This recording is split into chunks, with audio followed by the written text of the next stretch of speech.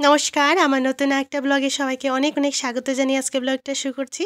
আশা করছি তোমরা সকলে খুব ভালো আছো, সুস্থ আছো আর আমরাও বেশ ভালো আছি। তো আজকে হচ্ছে শনিবার আর এখন বাজে প্রায় সকাল 6:45টার মতো আর এখন থেকে আমি আমার ব্লগটা শুরু করলাম। বাসি ঘরের কাজগুলো সেরে নিয়েছি আর স্নানের জলটা এখনও হয়নি। তো সেই জন্য ভাবলাম স্নানের জলটা যতক্ষণে হচ্ছে ততক্ষণে আর কি দেওয়ার ইউনিফর্মগুলো আর কি ধুয়ে দিয়ে দিই। সোমবার থেকে তো হচ্ছে সামার ভ্যাকেশন, তো এই নেক্সট মানডে আর কি খুলবে। তো এই 5 দিনের মতো ছুটি পেয়েছে আর হচ্ছে শনি রবি দুটো আর কি অ্যাড করে ওই আর কি 9 দিনের মতো আর কি ছুটি। তো যাই হোক, ওই 9 দিনের আর কি ছুটি পেয়েছে, তবু আর কি জানি না ওয়েদারটা বেশ ভালো থাকবে কিনা। প্রত্যেকবারই সামার ভ্যাকেশনে এমন বৃষ্টি থাকে আর এবারও মনে হয় বৃষ্টিই থাকবে। তো ওই স্নানের জল যতক্ষণে হচ্ছে আমার আর দিয়ার একসাথে আর কি জলটা বসিয়ে দিয়েছি। তো জলটা যতক্ষণে হচ্ছে ওই আর কি ইউনিফর্মটা আর কি কাচবো। তো এখানে দেখতে পাচ্ছ ইউনিফর্মের সাথে সাথে না গতকালকের কিছু কাপড়ও আছে যেগুলো আমি আর কি পরে গেছিলাম, দিয়াকে আনতে গেছিলাম যখন স্কুল থেকে। প্রচণ্ড বৃষ্টি ছিল আর কাদা কাদা হয়ে গেছে কাপড়গুলো, তো সেগুলো আর কি বাথরুমে ছিল। তো একসাথে সবগুলোই আর কি কাচবো। অনেকগুলো কাপড় আছে, স্কুলের শার্ট, তারপরে সোয়েটার, এগুলো সবগুলো আর কি একসাথে কাচবো। তো আমার কাপড় কাচা হয়ে গেলে পরে দিয়াকে বলবো আর কি স্নান করে ঠাকুর পূজা দিয়ে দিতে, কারণ আমার এক্সট্রা অনেকগুলো কাজ আছে যেগুলো আর কি আমার করতে হবে, একটু সময় লেগে যাবে। তো সেই কারণে আমি আর কি কাপড়গুলো কাচার পরে ওকে আর কি বাথরুমটা ফ্রি করে দিয়ে দেবো, তাহলে তো সকালের পূজাটা একটু তাড়াতাড়ি হয়ে যাবে। আর ঘুম থেকে উঠে স্নান করে তারপরে ঠাকুর পুজো দিয়ে আর কি কিছু মুখে দিলে পরে একটা আলাদাই একটা শান্তি পাওয়া যায়। তো সেই কারণে আর কি দিয়াকেই বলেছি যে তো সকালের পূজাটা একটু তাড়াতাড়ি হয়ে যাবে। আর মাঝে মাঝে বাচ্চারা যদি ঠাকুর পূজা দেয় সত্যি ওদের জন্যও ভালো আর একটু আর কি ধার্মিক দিকতেও আর কি মনটা যায়। তো সেই কারণে আর কি মাঝে মাঝে ওদেরকে দিয়েও আর কি এইগুলো করানোটা অনেকটাই আর কি উপকার হয় ওদের জন্য। পড়াশোনায় অনেকটা আর কি মন লাগে। আর যাদের আসলে আর কি সরস্বতী মা আছেন, তো সরস্বতী পূজাতে মেনলি আর কি বাচ্চারা করাটাই আর কি ভালো। প্রত্যেক দিন তো ওদের সময়ই থাকে না, কারণ স্কুলের টাইমটা ধরতে হয়। প্রত্যেক দিন তো ওই একটু আর কি যদি বাড়তি দেখিয়ে দেয় তো সেটাও আর কি অনেকটা আর কি ওদের উপকার হয়। আর সাথে হচ্ছে সরস্বতী মার অনেক আর কি কৃপা থাকে বাচ্চাদের উপরে। তো যাই হোক, পড়াশোনা আর কি যাদের বাচ্চারা একদম পড়াশোনায় মন লাগে না বা পড়তে চায় না, তো তাদের জন্যই বলবো তো সরস্বতী মাকে প্রত্যেক দিন যদি একটু আর কি বাড়তি দেখায় তো সেটাও আর কি অনেক উপকার পাবে। তো আজকাল তো প্রত্যেক ঘরে ঘরেই বাচ্চারা আর কি মোবাইল নিয়ে খুবই ব্যস্ত থাকে, যেমন বড়রা তেমন ছোট বাচ্চারা অনেকটা আর কি একটু যদি হাতে সময় থাকে তো সেই সময়টাকে কিন্তু ওরা ওই মোবাইল টিপতেই আর কি ইউটিলাইজ করতে ভালোবাসে।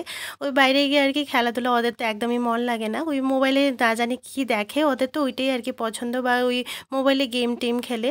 তো ইনডোর যেটা গেম থাকে সেটা কিন্তু বাচ্চারা একদমই আর কি খেলে না। তো প্যারেন্টসরা আর কি যদি একটু সময় বের করে ওদের সাথে একটু আর কি ইনডোর গেম টেম খেলে তাহলে কিন্তু আস্তে আস্তে যেটা মোবাইল টেপার একটা যে অভ্যেস থাকে সেটা কিন্তু একদমই আস্তে আস্তে চলে যাবে।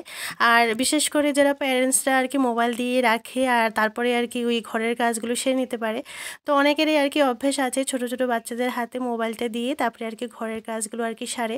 তো তাতে কি হয়, অনেকটা আর কি ক্ষতি বাচ্চাদেরই হয়। হয়তো মানে কাজটা একটু তাড়াতাড়ি হয়ে যেতে পারে প্যারেন্টসের, কিন্তু বাচ্চাদের কিন্তু অনেকটা আর কি ক্ষতি হয়ে যায়, তাদের ব্রেন ডেভেলপমেন্ট কিন্তু অনেকটা আর কি কম হয়ে যায়।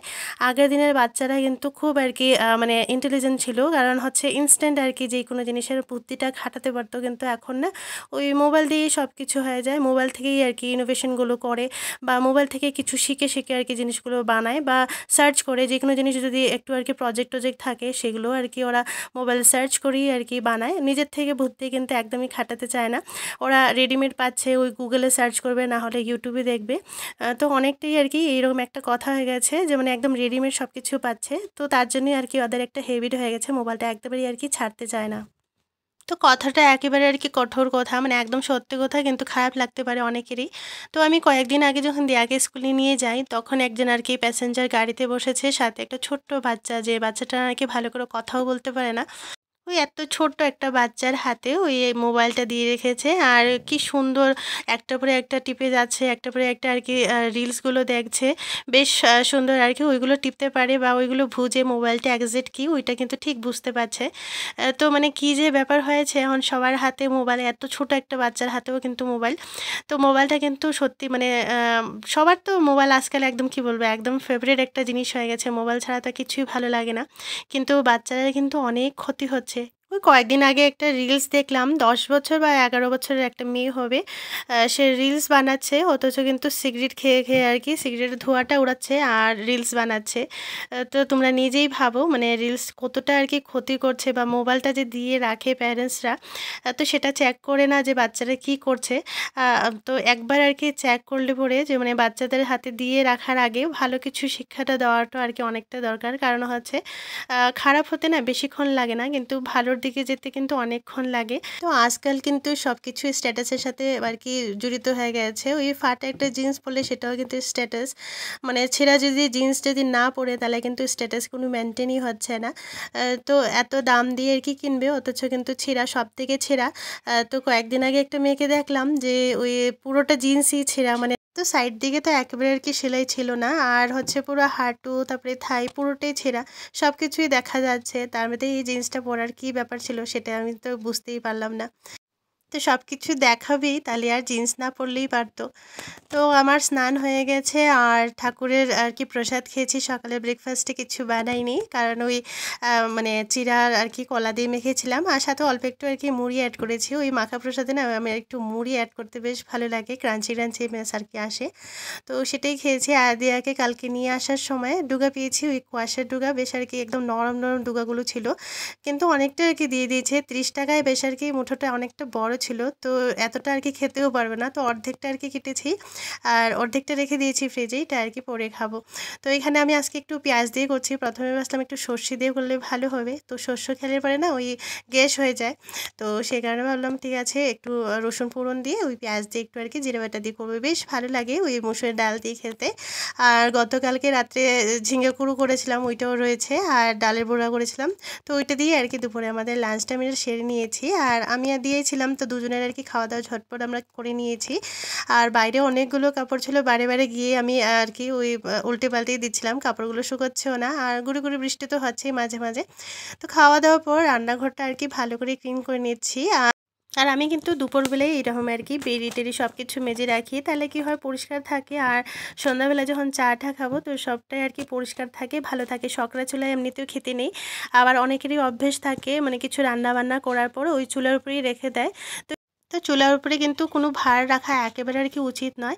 ওই চুলাটা সবসময় একদম আর কি ক্লিন করে পরিষ্কার করে রাখাটা আর কি খুবই দরকার। তো যে কোনো জিনিস রান্না হয়ে গেলে পরে ওইগুলো আর কি সরিয়ে দিতে হয়, এক সাইডে রেখে দেওয়া। বা অনেকেরই আর কি চা করার পরেও চার যেটা বাসন থাকে সেটাও কিন্তু রেখে দেয় উপরেই। তো এটা কিন্তু একেবারেই উচিত নয়। আবার অনেকেরা আছে ওই খাটে বসে বসে অনেক কিছু খাওয়া দাওয়া করে, তো সেটা কিন্তু একেবারে ভালো না। মানে একটা অভ্যেস হয়ে গেছে সবারই, বসে বসে আর কি খাটের উপরে বসে বসে খাবে। তারপরে হচ্ছে অনেকের অভ্যেস দেখেছি খাটের উপরেই আর কি ওই থালা বাসন নিয়ে আর কি রুটি খাচ্ছে বা ওই তরকারি খাচ্ছে, টেস্ট করছে। বা ওই যদি প্রেস্টেস নিয়ে আসে সেটাও আর কি বসে খাচ্ছে। তো এগুলো কিন্তু একেবারে আর কি উচিত নয়।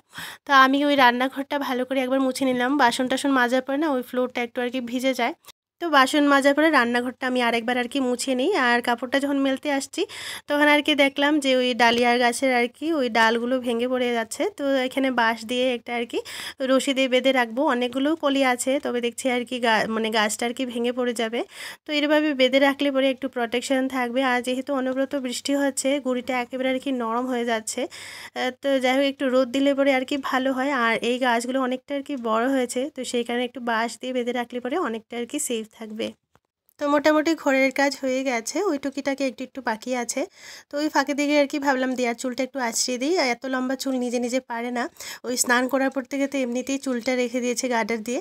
তখন একটু আর কি ভালো করে জটাটা ছাড়িয়ে দেবো। তো জটাটা ছাড়ানোর পর দেখছি আর কি ওই একটু একটু ভেজাও আছে, এখনও চুল ভালো করে শুকায়নি। আর চুলের যত্ন কিন্তু খুবই দরকার, কারণ লম্বা চুলে এমনিতে একটু বেশি যত্ন করতে হয় আর ছোটো চুলেও যত্ন করতে হয়, নাহলে না এখন তো দেখছি সবার করে করে অনেকটা আর কি চুল পড়ছে, সবারই চুল পড়ছে। আবার দেখছি আর কি ড্যান্ড্রফ, তারপরে হচ্ছে চুল পড়ার সমস্যা। তারপরে অনেকের এরকমও আছে যাদের চুল একদমই লম্বা হচ্ছে না, লম্বা করার খুব ইচ্ছে কিন্তু চুলটা লম্বা হচ্ছে না।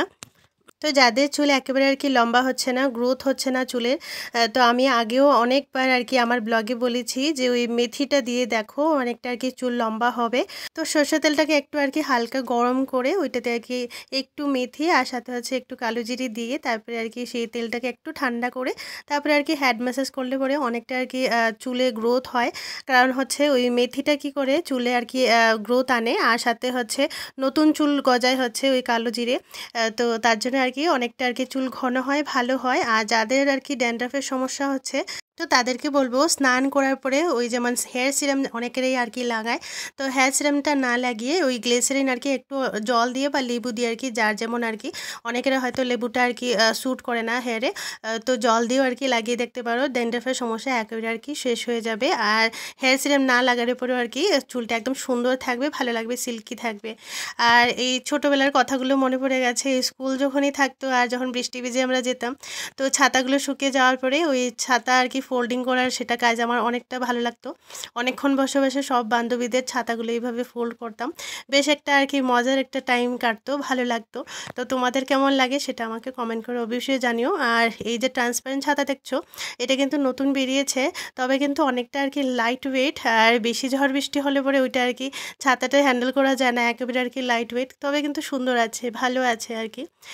তো সেই সকালে কাপড়গুলো কাচা হয়েছে, কিন্তু এখন দেখো বিকেল প্রায় 4টার মতো বাজে, এখনও কিন্তু একটা কাপড়ও শুকায়নি, কারণ রোদ তো নেই, ওই সকাল থেকে আর কি মেঘলা হয়ে আছে দিনটা, তবুও আর কি বৃষ্টি নেই যে ওই বাতাসে আর কি কাপড়গুলো শুকাচ্ছে।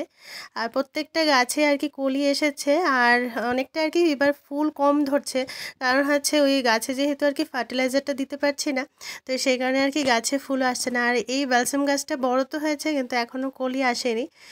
তো যাই হোক আর কি এইভাবেই আর কি রুটিনটা চলছে, প্রত্যেক দিনই আর কি গাছের দিকে একটু নজর রাখছি। আর আগামী মঙ্গলবারে হচ্ছে বিপদনাশিনী ব্রত, তো কারা কারা করছো আমাকে কমেন্ট করে অবশ্যই জানিও। টাটা।